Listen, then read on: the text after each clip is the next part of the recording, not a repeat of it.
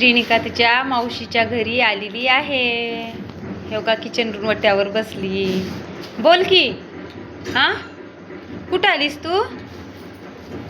काय करायलीस? दादाच्या घरी. तुला काय खायचे?